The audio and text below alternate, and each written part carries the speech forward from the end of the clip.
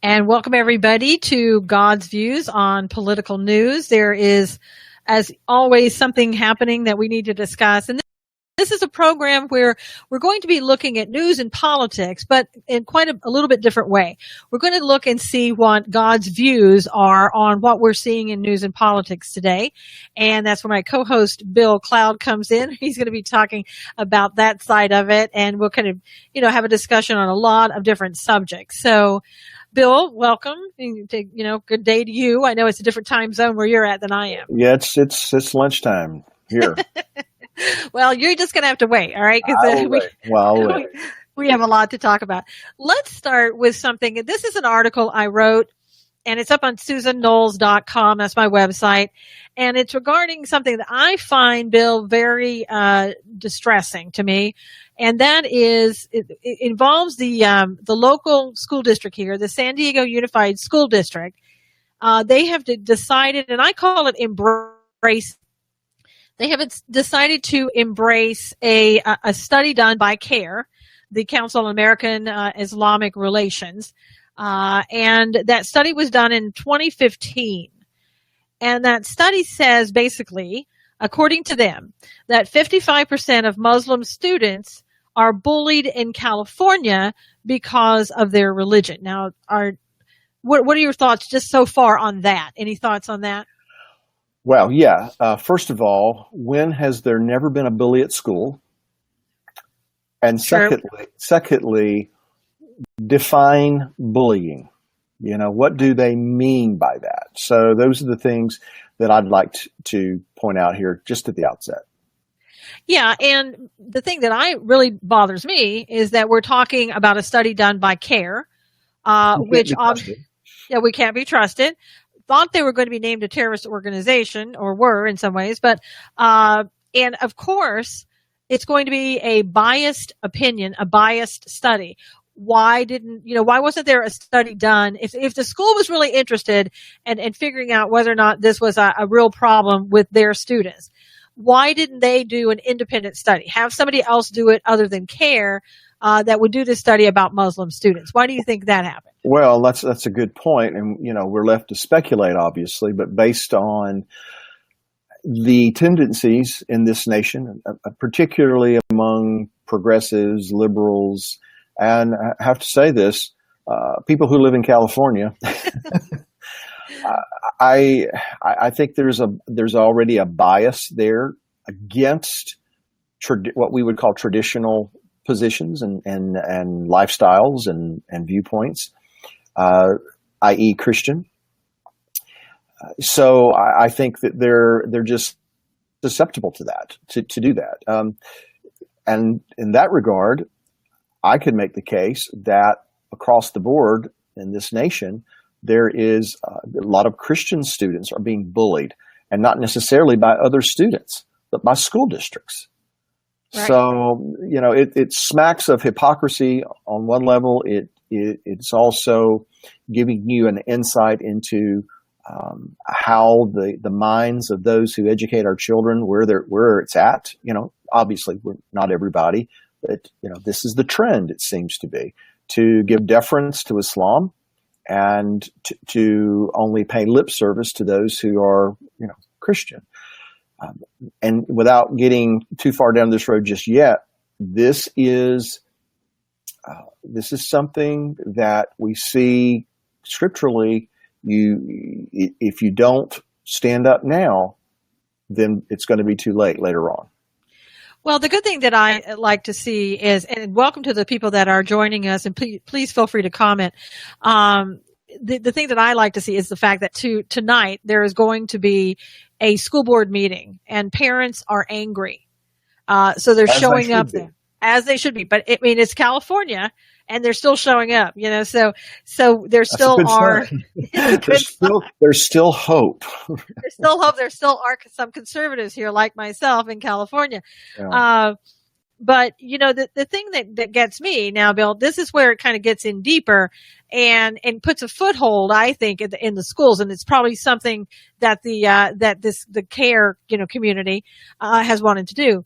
What they're proposing now is, and the school so far is going along with it. We'll see what happens after the meeting tonight. But they're going to be, look, now this is going to shock you, Bill. Get ready. They're going to be teaching Islam in social studies now. And not just, the fact that there is Islam, but I'm assuming, and maybe incorrectly, but I'm assuming they're going to go into the tenets of Islam in social studies. Well, when I was in school, I remember in social studies, when we were looking at world history, the subject of Islam came up. Right.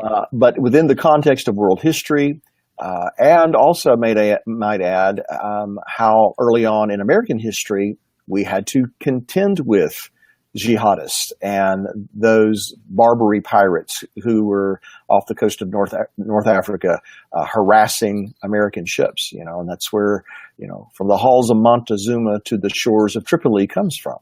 So it was in that context. And let me just interrupt 1 second. That's why they're called leathernecks, because they wore a leather strap around their necks so they wouldn't be beheaded by them. Right. And that's not talked about tonight. So when we learned about Islam, it didn't denigrate Islam necessarily. It just said, here's what it is, here's when it came about, here's how it got started, and this is what it's done.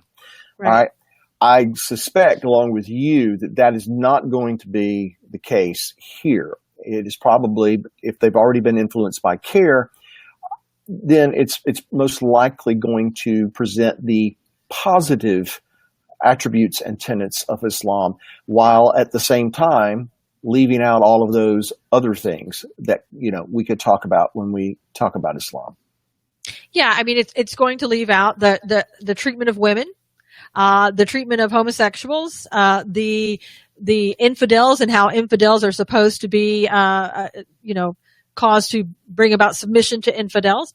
It's probably going to leave out what the tenets of Sharia law are. I mean, all of those things, pretty much, I'm guessing, what's in the Quran, the full tenets of the Quran are not going to be discussed. It's going to be, now this is a great religion of peace. You should all want to join this. And I dare say when they, and this is just my guessing, but when they get to the Christian end of it, it's going to be about how Christians killed people and on and on. I mean, that's kind of like what I see, my opinion that's going on in schools today. Well, let me address that. I'm glad you brought that up. They probably will say, well, Islam may have done this and people in the name of Islam did that, but they hijacked the religion. And You've got Christians throughout history who've done some very barbaric things as well. Now, have people in the name of Christianity done barbaric things? Yes, they have. But here's the difference. The people who did things in the name of Christianity were not acting like the Christ. They were not walking in the footsteps of the Messiah. On the other hand, those who've done these atrocities in the name of Islam are acting just like Muhammad did. They are emulating the founder of their faith. So there is a vast difference in those who did things in the name of Christianity compared to those who have done things in the name of Islam that end up being violent. So I'm glad you brought that up, because that's a point that needs to be made. Now, will that convince these progressives? No.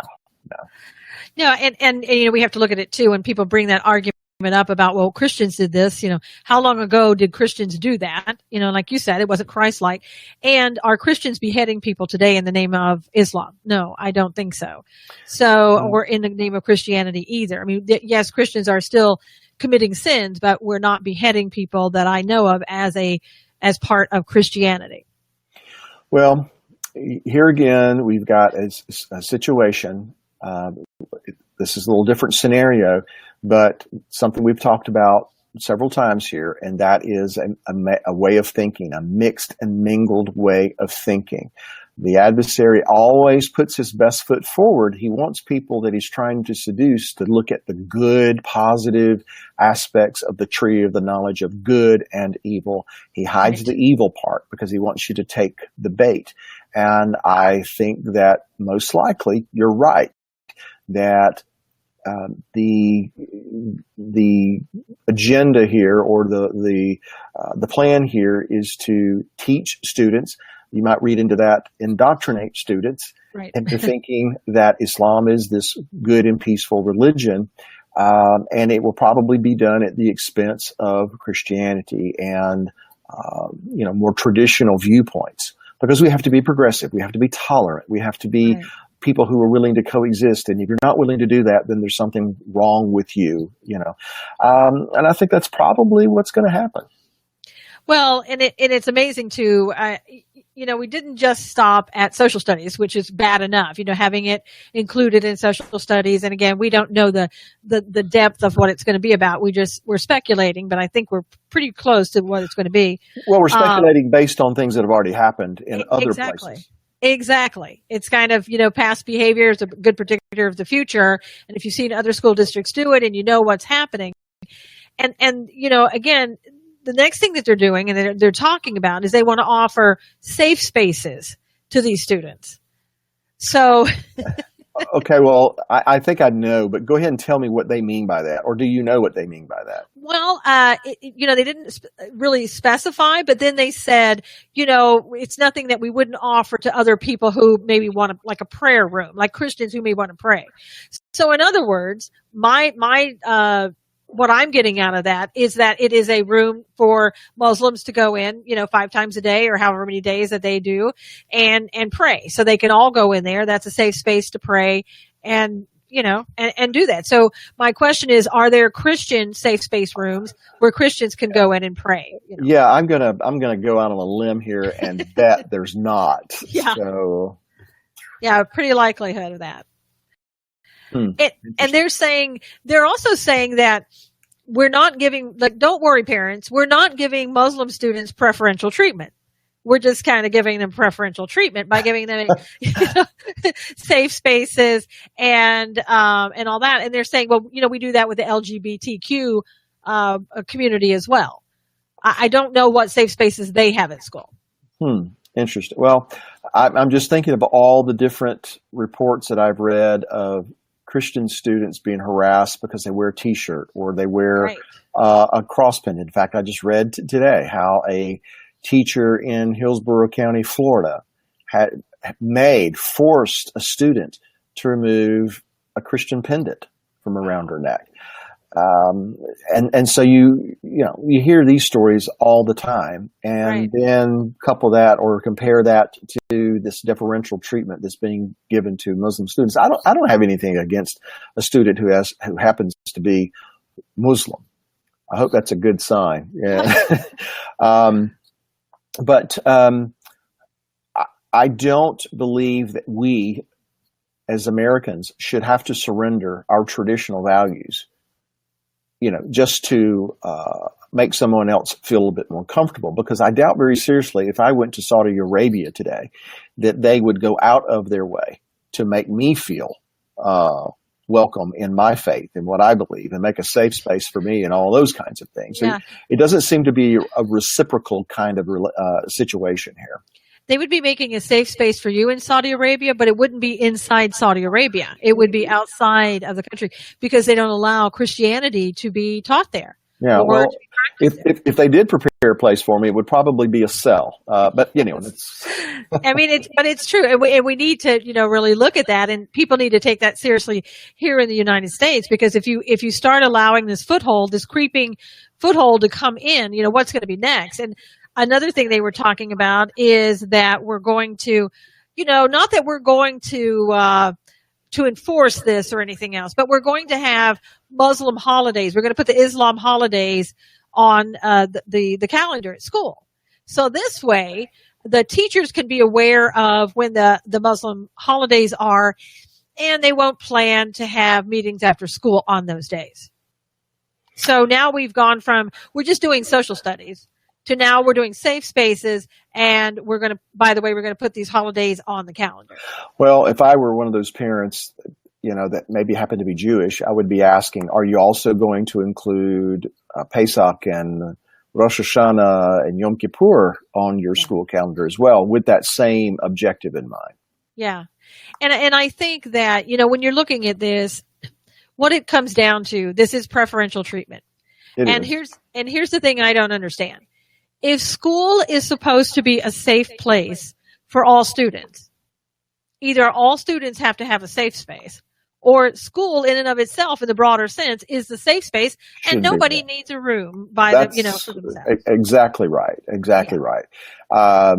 If someone wants to be a bully, they're going to be a bully. You're not going to be able to stop that. You may put roadblocks in the way, so to speak. You may, hopefully, if you come across that and there is some kind of a stepping over a boundary line, dispense consequences for behavior that's bad, regardless of who you're bullying. I just don't think that you can get rid of that. No more than you can legislate somebody thinking the right way or doing the right thing. You can't do that. People are going to behave. All we can do is be diligent to show that there are consequences for unbecoming behavior or something that infringes on someone else. But you're not going to stop people being bullies if that's their intention. All this is going to do, or things like this, it's going to embolden a mindset that is a bully. Right. That's what you're going to do. You're going to make it easier for those who are more traditional Muslim to be bullies, not just in school, but in all facets of culture. That's what you're going to do. Well, and we have to, I think, go back to the very beginning when we just started this discussion, is that you're talking about a 2015 study by CARE. Okay, right. that should be a red flag. Right there. Yeah. And the school district is taking this as, I hate to use the word, but gospel, that this is an accurate study, that the Muslim students that they've talked to, were they told to say this? Did they tell them to say this? Did they make up the study? We'll never know, because it wasn't an independent study. And the school district, which I'm familiar with this school district, the fact that it's political correctness all the way. I mean, it really is. They're trying to say, oh, yes, we better do this because, CARE came up with this, and CARE comes in and they talk to us. And the person who's in charge of this, I don't know. I don't know what faith they follow. I don't know if they had any persuasion in getting the school, to follow this type of thing. But I think the parents ought to be outraged tonight. A lot of them are saying this is a violation of separation of church and state. Frankly, I wouldn't want a school teaching my children about religion. It's okay to say, Islam exists, other faiths exist. And if you want to look into it further, here's where you go. Ask your parents, whatever. But I don't want you telling my children that this is what you should believe. And they're acting like, well, again, we're not influencing your child to follow Islam.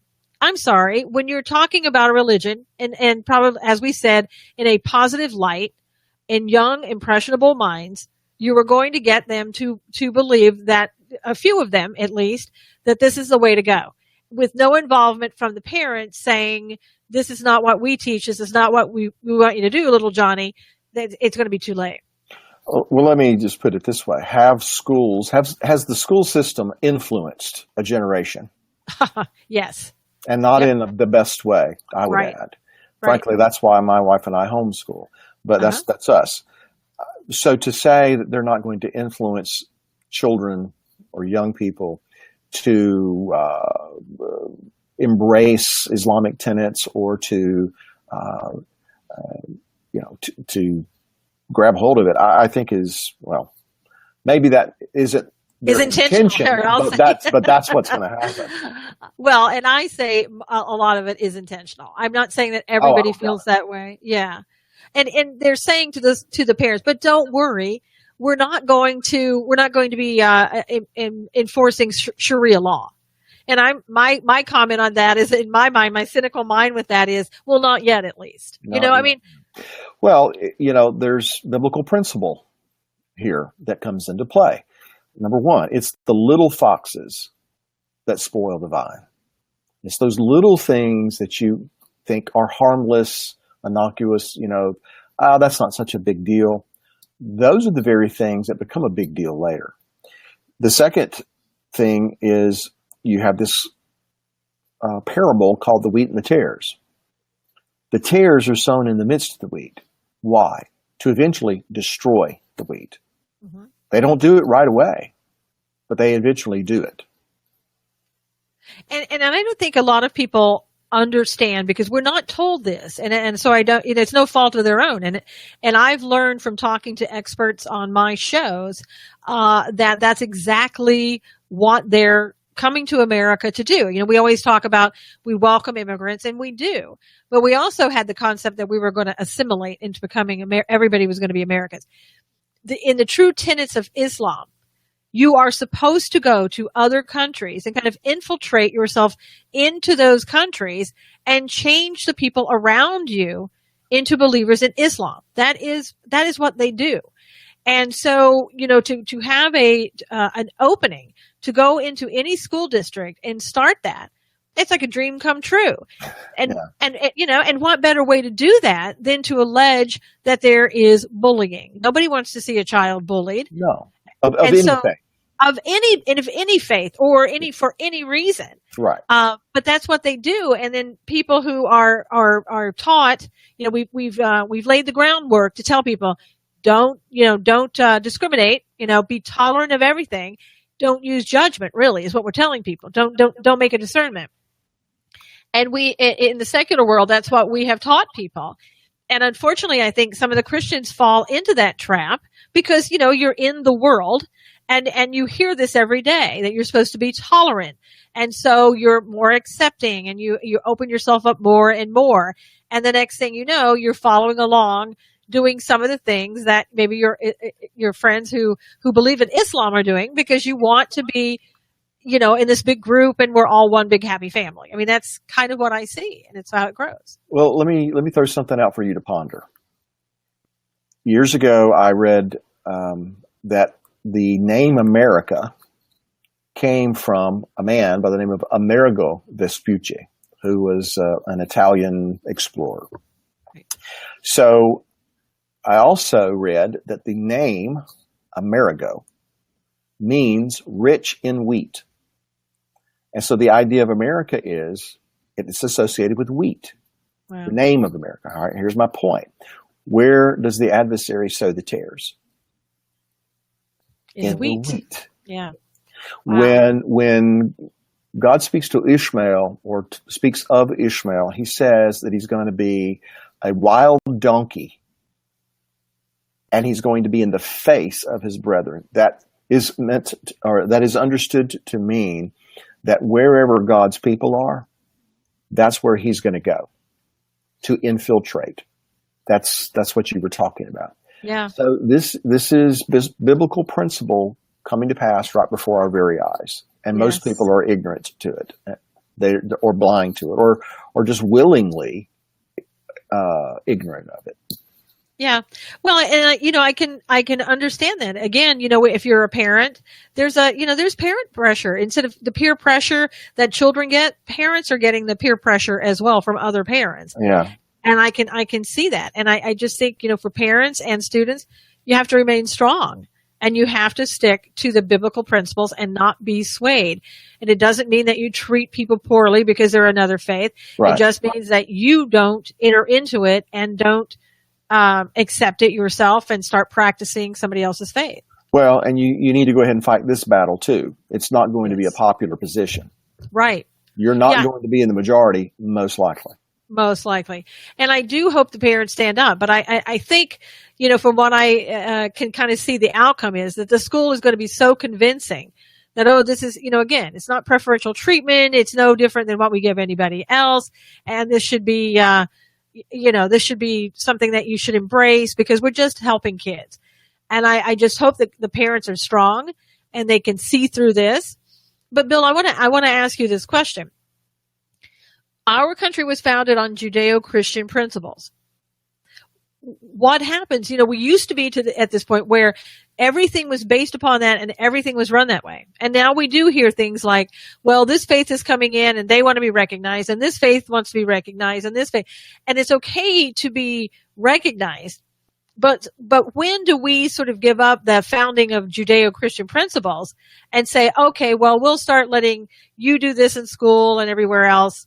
Or do we stick to our guns and say, no, this is a country of Judeo-Christian principles, and that's it. That's the main thing. We're not telling you you can't practice your own faith and religion, but we're running the country this way. Your thoughts? Well, when did we drift from that? Yeah. Probably hard to pinpoint, but the more we have been blessed with material things, the more we have forgotten the one who gave us those blessings. So I think it's a progression. It didn't happen overnight. It's been evolving for over decades, maybe even a century, who knows? But I think it is definitely tied to when we start expecting the blessings to be there, we begin to ignore the blesser. And so in Bible speak, that's equivalent to turning our face away from him to all these other things.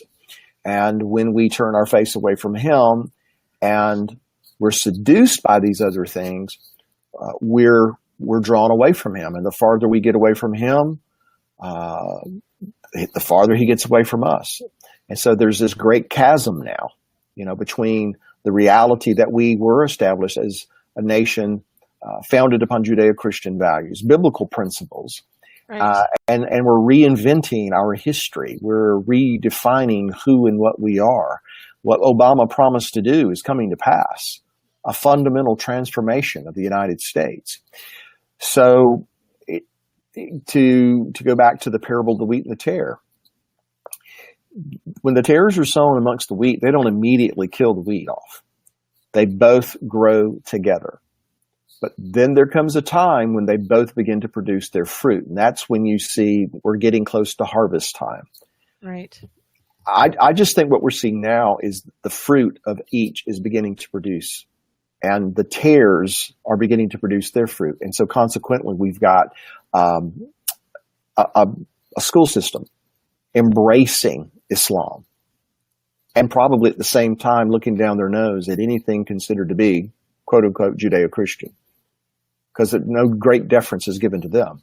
So I don't have the answer to the question when, but I believe the how is because we begin to look at the blessings, all the things that we have, we put our focus on all those things, and we lose sight of the one who provided all those things. And when we lose sight of him, we lose sight of reality. And we start, concocting our own reality. That Islam is a peaceful religion. Well, come on. Yeah. All you have to do is study it, right? Right. All right. Well, unless you're going to study in social studies in school, you're just going to get half of it. Well, we've lost sight of reality. Yeah.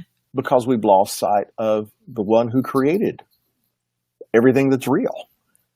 I know. I agree. And, it's kind of like, I don't think that in school we should ever have given up, saying, okay, we're out for Easter break. It's Christmas break. Everything is based upon Judeo-Christian principles.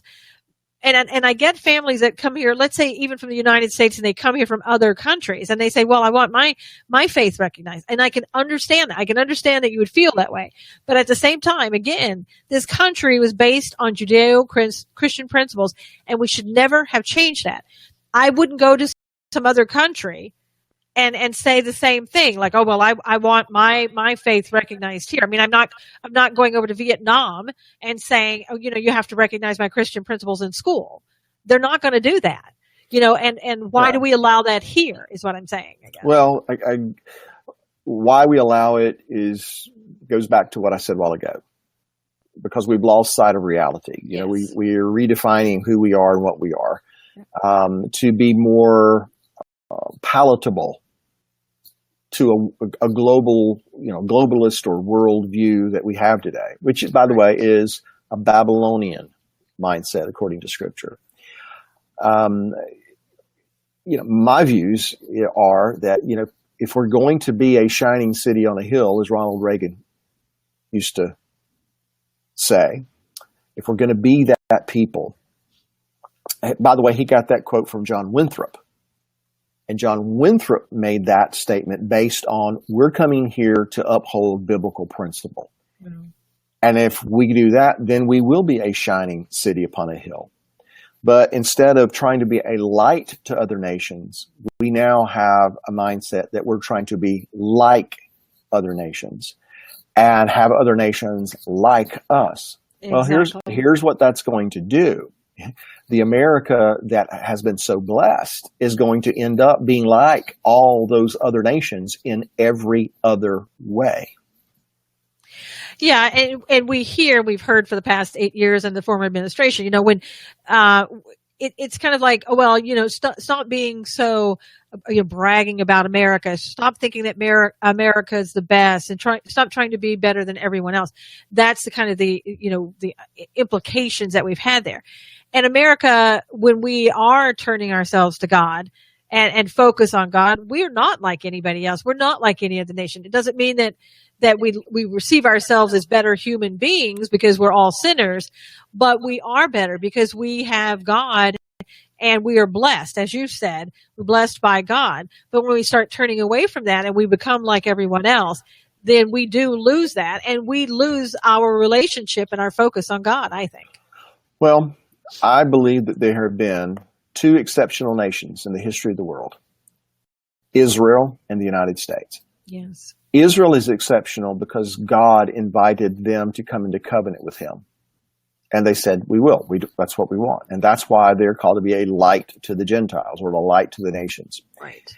The United States, because I believe, and history bears this out, many of our early framers and founders, like John Winthrop, wanted God to come into covenant with us.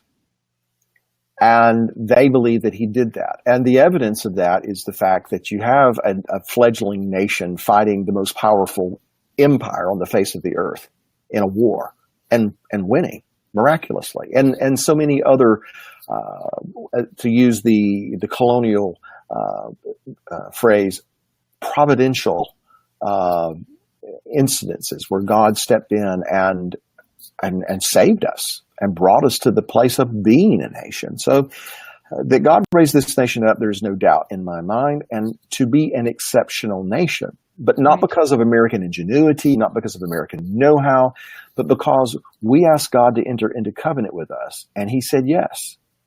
And that's why he blessed us, and that's what makes us exceptional. So that is why over the decades, whether they realized it or not, people have been drawn to this nation. And it is our duty as Americans to uphold that standard. Unfortunately, we're lowering the bar. Yeah, and we have American ingenuity because we are blessed by God. We have all of those things because of the blessings.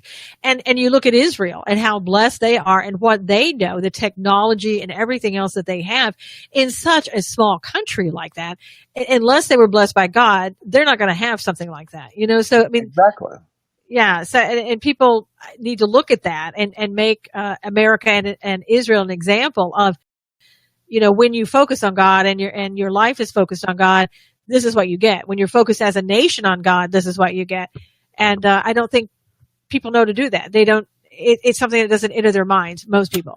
Well, there is a passage of scripture that says, and I'm going to paraphrase it, that there's going to come a day when people don't want to hear the truth, and so they embrace the lie. And when they embrace the lie, they're damned. They're just going to be given over to the things that go along with believing a lie. And again, that's a paraphrase, but that's what's going on. And so we've abandoned the one who gives us blessing, and we're embracing, at least this is the way it seems to me, we're embracing a faith, a religion, a mindset that celebrates death. Well, we shouldn't be surprised if that's what we end up with. Yeah, I know, it's pretty amazing stuff. And when you were talking, you talked a little bit in the conversation about war, and it probably is a good time to start talking about the subject that's coming up. And hopefully it doesn't involve war, but it's not looking good in some respects. Breaking news just about maybe a half an hour ago. Turkish jets bombed the U.S.-backed forces in Iraq and Syria. And that would be the Kurds that we support.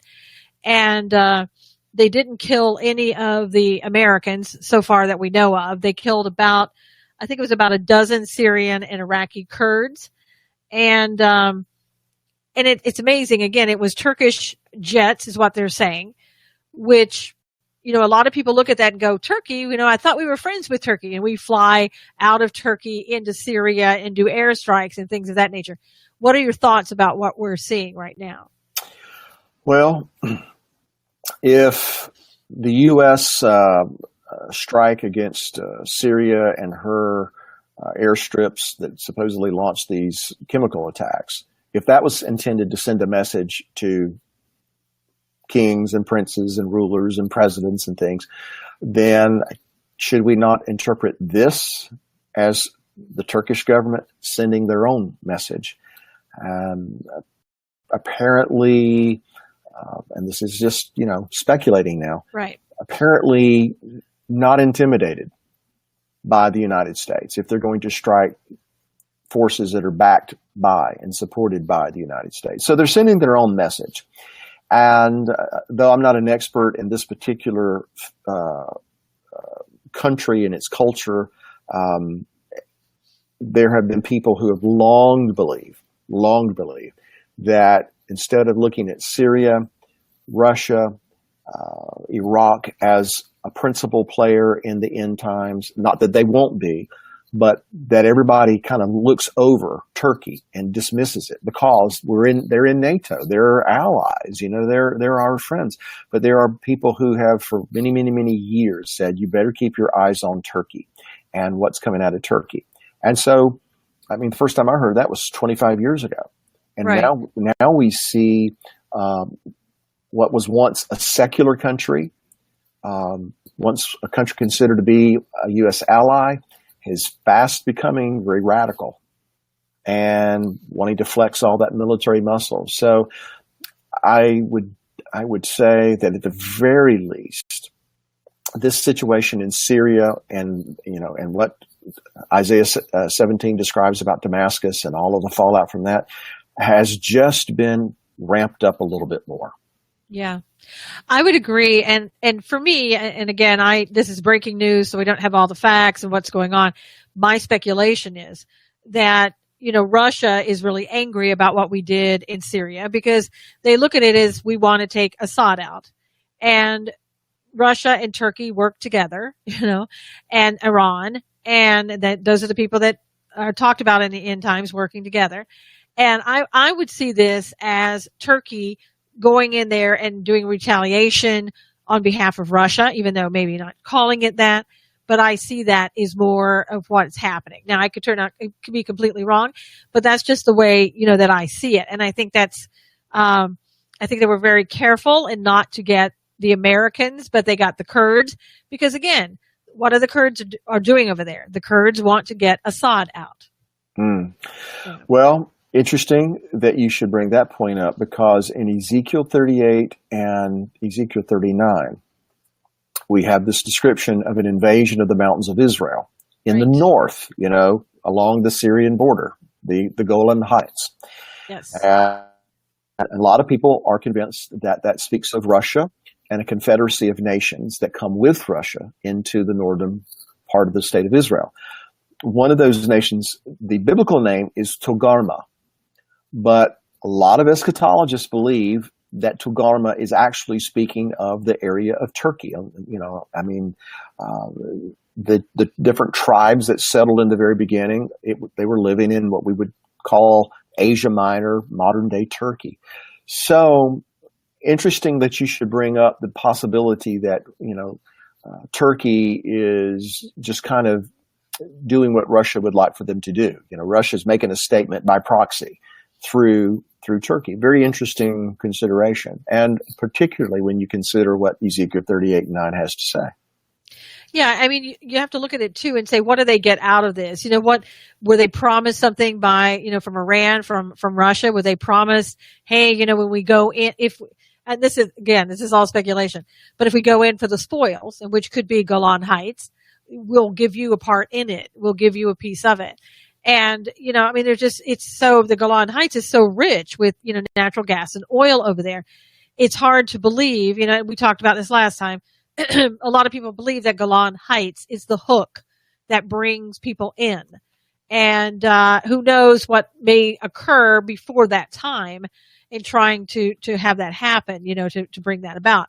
But I mean, you see all of these countries, I do at least, coming together, Russia, Turkey, Iran, to protect Syria and the spoils of what they see is in Syria. And they don't want Assad out of there. Right now they mostly Russia, I think, they are controlling Assad. Why would you want to take him out? Yeah.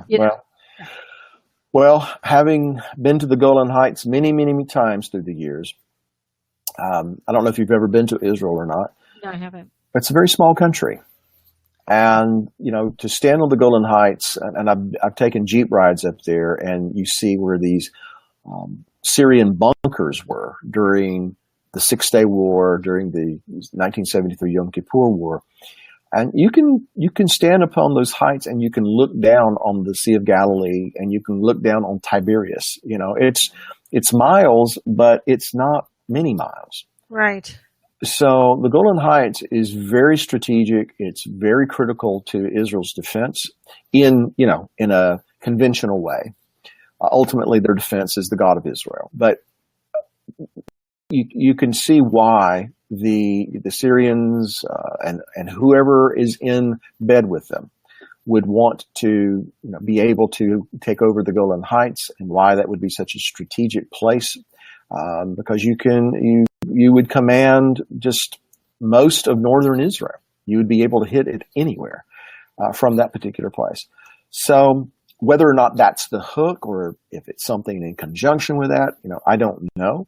But I am convinced that that's where the battle takes place, according to what Ezekiel tells us. It's interesting, too, to see, if this is connected to the airstrikes that we did in Syria. What's the message? And as you said, it's showing that we're not afraid of you. We don't bow down to the United States. We're not afraid.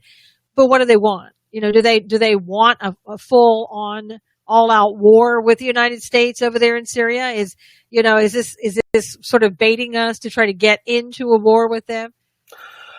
Well, obviously I can't answer that question definitively. However, that there are those radicals in Islam that feel that their Messiah is going to come when there is chaos, right, and warfare. Right. The Mahdi.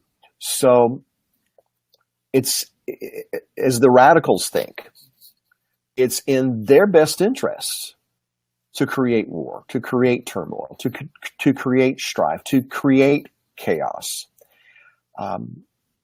Their worldview is that serves their purpose. That hastens the coming of their Messiah. So in answer to your question, again, can't be certain, but it would certainly fit the mindset and the worldview of those who are radically Islamic and wanting their Messiah to come. And you and I were talking a little before we started the show about a colleague of ours, someone we know in common, that we have in common, who's kind of convinced that that's where the Mahdi comes from, is Turkey, that is. Yeah. Interesting. It is interesting, and I've also heard when they talk about the end times of what's going to happen and coming into Israel, attacking Israel, that China is going to be in the mix. And people always, and I don't know if you've heard that, I've heard that from other pastors, and people always say, well, China, what's China going to do in the Middle East? Why would they be there? Well, this is interesting. Again, it's all speculation, but kind of go with me here. Recently we're having problems with North Korea, right? Mm-hmm, right. And North Korea, it could really be potentially somewhere down the road a real threat to America. Now, how far down the road, we don't know, but it's, you have somebody who is a dictator who is, I'm just going to say crazy, for lack of a better word. Yeah, most of the dictators are. Yeah, most of them are. And doesn't care, what he does or what he says. He would probably attack us or anybody else, South Korea, anybody else that he could. So as you might remember, Donald Trump met with the president of China, and they had a discussion about North Korea. This was maybe a couple of weeks ago. And this was when we were doing the airstrike in Syria, that the Chinese president was there at Mar-a-Lago with Donald Trump, President Trump. And so part of their discussion was, according to what at least the media is saying and bits and pieces from the White House, is that they were saying to China, we want you to help us with North Korea. We don't necessarily want to go in and, have this war with North Korea, but we want you to help us. Now, some of the things that I'm understanding is that China is starting to reduce the amount of fuel towards giving to North Korea. In a way, it's they're sanctioning them without having it be an official sanction. Now, you might add, how does this connect up with Israel and that area? It's interesting in that the Chinese president came out and started talking about all of this and started mentioning the fact that Palestine, that is basically that Israel wasn't allowing Palestine to have what Palestine was due, and that Palestine needed its own state. Now, isn't that interesting that China would be talking about Israel and Palestine? Well, on one level, I would say that is probably connected to the idea that China is an emerging, they've always been a military power, for the last several decades. Right. But they're emerging as an economic power. They have been doing that for a number of years. And now perhaps they're trying to emerge as a political power, to use all this economic and military might to back their words up and to get more involved with the political process around the world. I don't know, as far as these wars that we talk about and we see in Scripture, I don't know how China factors into that, honestly. Mm-hmm. I have a slightly different view when it comes to the Bible referring to the kings of the East. It talks about how the river Euphrates is dried up to make way for the kings of the East. I tend to look at that as the kings of the East being in that region, because that's the way they were described in the Old Testament. But going back to China, I am watching and observing this ongoing thing with North Korea and Trump meeting with the Chinese president, because if the Chinese are going to do something to rein in the North Koreans, what are the Chinese expecting in return? And perhaps that's what's prompted this kind of a statement. Yeah. And that kind of scares me because Jared Kushner is sort of in charge of coming up with this peace agreement, if you will, between Israel and Palestine. And that's one of the things he's been brought on board with. Well, and now you can correct me if I'm wrong on this, but everything I've seen about him seems to suggest he's more of a globalist. He's has a more progressive worldview, and maybe I've misconstrued that, but that's my impression. Well, and that's what a lot of people are saying. He is Jewish. That's the thing that I know. In the beginning, I found out information or just listening to other people talk. Different people thought he was not a globalist.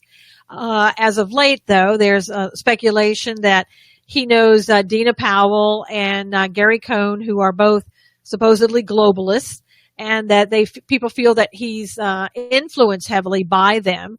And so if that's true, that doesn't bode well for Israel. I'm going to say something that I hope will not be taken in the wrong way, but a lot of American Jews, let me rephrase that, a lot of Western Jews are not so pro-Israel. Right, I know. They are everything but that. They pay lip service to the state of Israel, but as far as what Israel is, biblically speaking, they seem to be very much antagonistic towards some of that. So just something to consider. Yeah. But I mean, you could see, like you said, that China getting involved. And if it's true, that, my interpretation of China being involved, and it doesn't mean that China itself is going to go into that area during, the final days or whatever, but they could be involved on the outside. And if you're sitting here, and I had this thought today, were they promised something of, we'll try to make sure that Israel and Palestine have this two-state solution? I don't know. I really don't know. And that would not be good. No, it wouldn't be, but it wouldn't be surprising either, as far as I'm concerned. Yeah. I mean, we were all in the very beginning with the campaign and everything. We were going to move the embassy was going to go to Jerusalem, and all of a sudden that stopped. And we haven't heard a peep about that. Yeah, a lot of things that were said, haven't happened yet.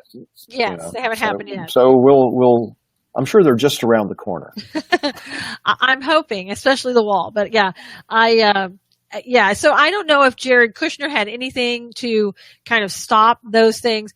The last thing that I heard was when Prime Minister Netanyahu was in the White House with Donald Trump.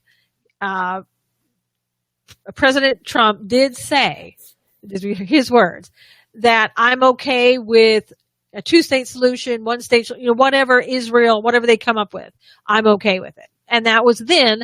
That may have changed, but that was then and what was said. So it was like, well, we're going to let Israel and, Palestine talk about it, and whatever they come up with, we're okay. I don't know how you come up with a solution with that, because Palestine to date has never been willing to recognize Jerusalem. So I don't know how you get past that. Well, if he said that, and if he meant that, I would take that to mean that, Israel, we're going to let you lead on this, which personally I think is a good thing. I do too. Let a sovereign nation determine their own destiny. What a novel idea. But then, pressures from other countries and other situations and other things that you have interest in, these things always come into play. And why is it? I already know the answer, but why is it? It always boils down to Jerusalem and Israel. Right. No matter what. And again, and that's what's so amazing about that you have this country, China, talking about the Middle East, and involving themselves potentially in the discussion of the Middle East. I don't remember a time, has there ever been an involvement or a discussion from, like, let's say China or any other, like Japan or anybody else, that was interested in the Middle East, that really came out and started talking about it and wanting, specifically about a solution between Israel and Palestine? I don't remember ever hearing that. I don't know if anybody in our chat room remembers that. Yeah, you said something earlier about, we were talking about the school system and taking their cues from care. Right. How parents, how there's not only pressure on students from their peers, but there's pressure on parents from their peers. So let's take that concept and extrapolate it out to involve nations. If it becomes the end thing to jump on Israel and pressure Israel into accepting terms and, making way for a Palestinian state, why can't nations do that? That's kind of what I see. It becomes the thing to do for nations to jump on the Palestine bandwagon, and couple that with the fact that God, through the prophet, said millennia ago that Jerusalem would become a burdensome stone for the nations. All the nations are going to become entangled in what Jerusalem is about. And because for me, it boils down to this, Susan. According to Scripture, that's where God said, he said, that's where he set his name. Right. According to Scripture, that's where the Messiah, the King, is going to rule and to reign from. And anything the king has, that's what the usurper, the adversary, Satan, whatever you want to call him, that's what he wants. If God's going to be there, if he sets his name, he wants to try to undermine that. If the king is going to sit upon his throne there and rule from there, that's where the adversary wants to rule from. That's why, and this is my opinion, that's why you have the Al-Aqsa Mosque and the Mosque of Omar sitting on the Temple Mount, where the temple dedicated to the God of Israel used to be. And so it's the wheat and tare principle all over again. Yeah, God has a field of wheat, and the adversary wants to sow his tares in there. Right. And you do have the UN, who continuously talks about we need that two-state solution, so, and all the nations that are involved in the UN, and they just keep the heat up on Israel. And it's not, it's not they're not letting go. Even with Nikki Haley in there as the ambassador, talking about, we need to stop talking about Israel and do other things. They really are dead set, if you will, on that occurring. So, well, that's just fulfilling scripture then, really. Exactly. And it's good to know that. And it's good for Christians to know that too, because, I think a lot of things that we're hearing in the news, I mean, we hear this today about the Turkish jets bombing, and people are worried, and they're worried about North Korea. But I think we have to remember as Christians, this is all in scripture. It's all coming to pass. God said we will see the signs. He's giving us the signs, letting us know that we are in the end times. Mm-hmm. There should be comfort in that rather than being afraid. I mean, nobody likes war or the talk of, people getting hurt or killed or anything else. Don't get me wrong.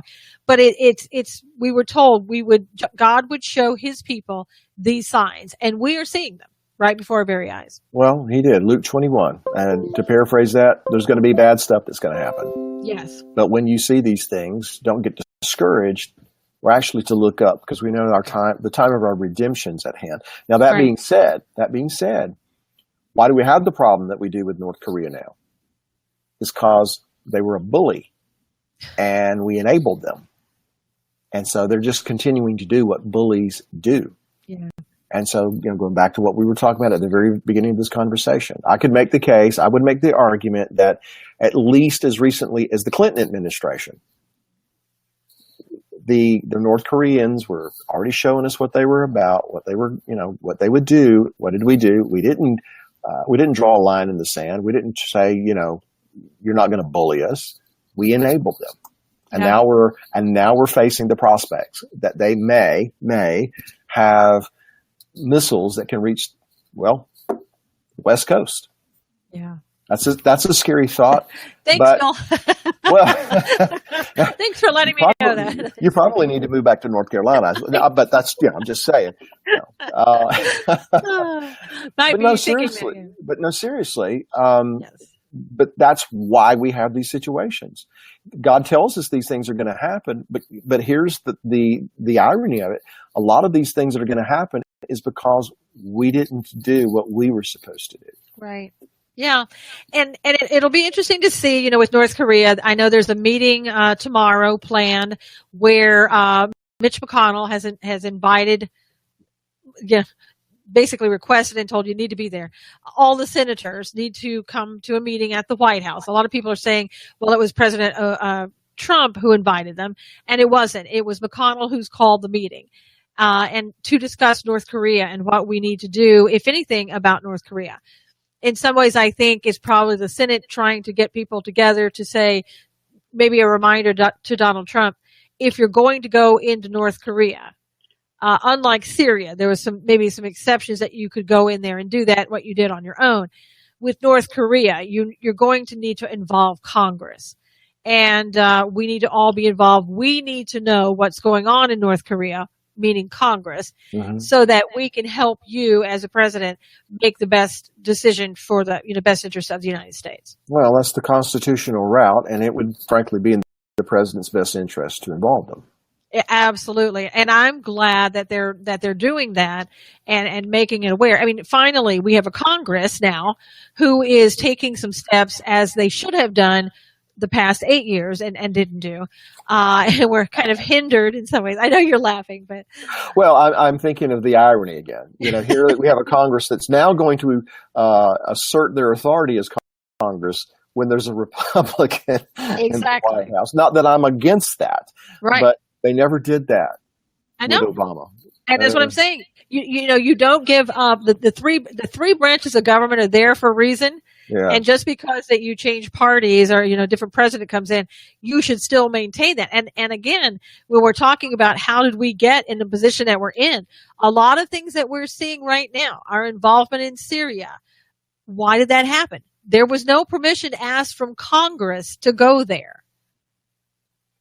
And, so there you go. We are doing things because we're not doing them the right way. And so we find ourselves in different positions now. Even we're in Iraq and Syria and everything else. How did we get there? Because we had a president who wanted to go there and do these things. And then, again, we have to look and see what we're doing, why we're doing them, plan better, and involved in Congress and the president in these decisions and the American public, as well.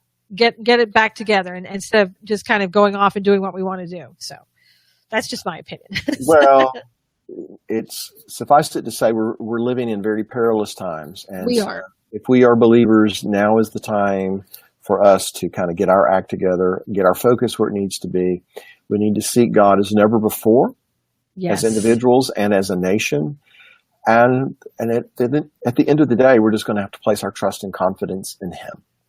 Absolutely. And don't have fear, focus on your relationship with God and tell other people about God. Be the light for other people before it's too late for them to know the one true God. So Bill, I want to thank you for being here today. I want to thank everybody in our chat room and everybody who's watching this. We thank you for supporting our show. If you would please just share this with everyone that you know. It'll be up in just a few minutes, and I will have the audio podcast for you later and let you know where to go and get that. But we appreciate your support, and we'll be back again next week for another show, and we hope you would join us then. Bill, have a great day, and any final word? Nope. Okay, I'm good. All right. We'll Let's see eat. you guys. Let's eat. God bless you guys. We'll see you later. Take care.